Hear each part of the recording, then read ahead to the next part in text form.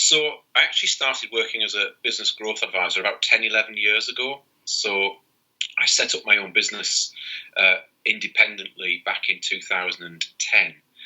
Originally, actually, to be focusing more on human resource support, but it ended up turning into a business growth advisor's role, predominantly because I was working with companies on strategy.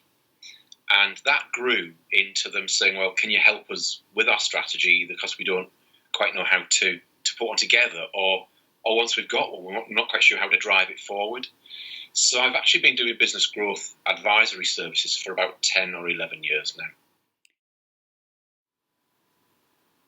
So about 6 months ago, I was talking to a friend and colleague, a gentleman called David Carrick, who works for St James's Place in Newcastle. And we were talking about the work that I was doing as a business growth advisor. And he kind of looked at me and said, that's really interesting. We work with a company called Elephant's Child, who provide a really good service to SJP. And we work in partnership together, providing SMEs with business growth support. I think you should have a chat with a gentleman called Martin Brown, because he is keen to expand the team. And it sounds like what you do is something that maybe has a joint interest. So I spoke with Martin and with Natalie and with Richard, and it was quite clear that we did. We were both keen on the same sort of things. And after a couple of meetings, we agreed that me living and working in the sort of the northeast region, and Elephant's Child looking for an advisor to support SJP in that region, it was a perfect fit, really. So it was a no-brainer for me to say yes to working with Elephant's Child. But generally for me, the best way to get to know someone is to spend time with them, and that would be face-to-face, if I could be. Coronavirus has given us our challenges over the last 6 months or so. And whilst we've been able to use things like Teams and Zoom and obviously ringing people a lot, it isn't quite the same as meeting face-to-face. So where we can, we continue to try and do that. I personally like to still do that. So as long as it's socially distanced and safe, my preference is and always will be to go to where the client is, so to meet them at their offices or at their workshops or wherever it would be, and to ensure that they are engaged with on a regular basis. Coronavirus has been a challenge for everyone, and we will use Teams and we will use other things where we can, but for me it's always about face-to-face. So I've worked with lots of different businesses. I've worked with large blue chip, I've worked with FTSE 500, I've worked with some enormous conglomerates, and that work is fantastic, and I've always enjoyed it. But by far the most fun, by far the most interesting clients that I've worked with have been SMEs, smaller businesses, often small family businesses that have a group of people that have put their heart and soul into that business for many, many years. And for some reason, I just absolutely love working with that group of people. And I think it's because, one, they're incredibly passionate people who I just immediately click with. Secondly, I can see what they've done and where they want to go. And thirdly, I can genuinely see where I can help.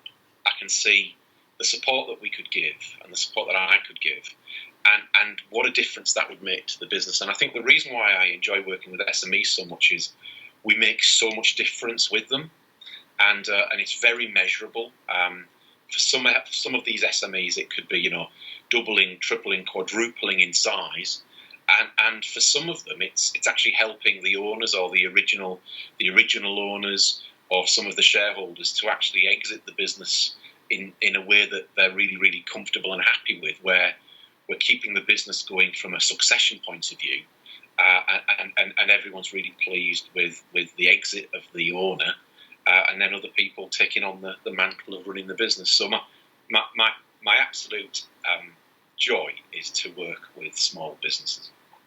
Brilliant.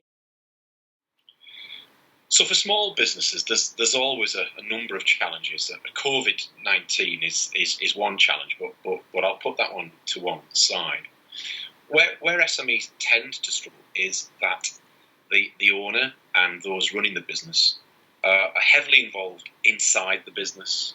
So the day-to-day running of the business is a full-time job. It takes all their energy, all their focus, and that is their passion. They'll have set those businesses up because that's what they love doing. The challenge is getting them to work on the business rather than just in the business. So if you only do what you did yesterday, then tomorrow it'll just be exactly the same. What we try and do with businesses is get them to think about the long-term vision. And the challenge that we've had is that for a lot of people that they've not really had to, well, they've not thought about that, and therefore for us it's about encouraging them to think long-term, what the overall vision would be, and then putting a plan in place to get to that point. So for me, it's very much about helping them overcome the day-to-day emergencies and looking at the long-term important steps and milestones that they want to achieve. So some recent examples of businesses where I've provided them with help has been senior teams that just don't quite know where to start with the strategy. So it's actually sitting down with them saying, okay, where are you now and where do you want to be?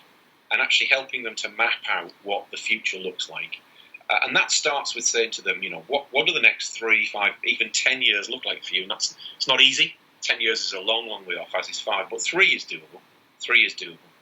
And then from there, some of the things that we've been able to do is help put in place a structure of managing and running that business.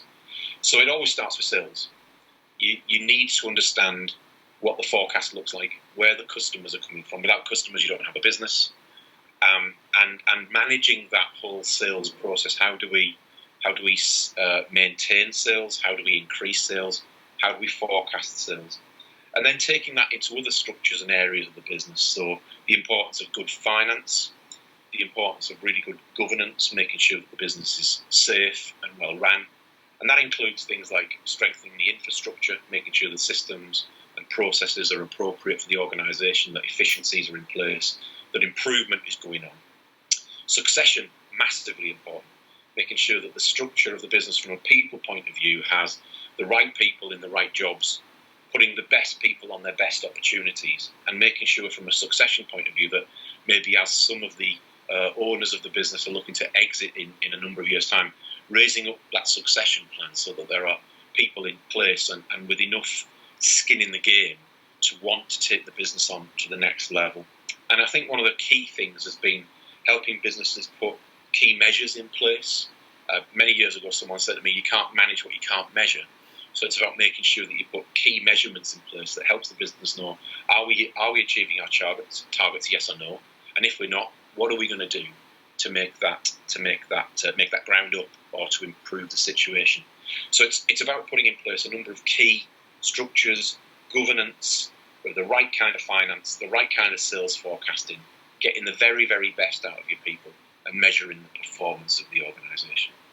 And where we've had some real success has been working with organisations to implement each of those steps so that one spoke in the wheel at a time, we're able to start putting a really strong business together that will achieve its ambitions. And then every year go back and say, so did we do what we said we would do last year? And what are we going to do for the next 3 years?